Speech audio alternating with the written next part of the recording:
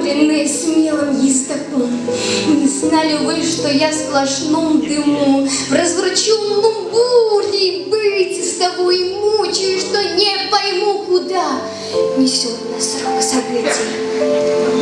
Лицом к лицу лица не увидать, большой видится на расстоянии, когда кипит морская гладь, корабль в плачевном состоянии, земля, корабль. Но кто-то вдруг с новой жизнью, новой славой прямую гущу бури в юг ее направил, кричал. Ну кто же из нас на палубе большой не падал, не блевал и не ругался? Их мало, собственной душой, кто крепким в качке оставался. Тогда и я под дикий шум, но зрело знающий работу, спустилась в корабельный трюм, чтобы не смотреть людскую рвоту. Тот трюм был русским кабаком, и я склонился над стаканом, чтоб, не страдая ни о ком, себя сгубить в угаре пьяном.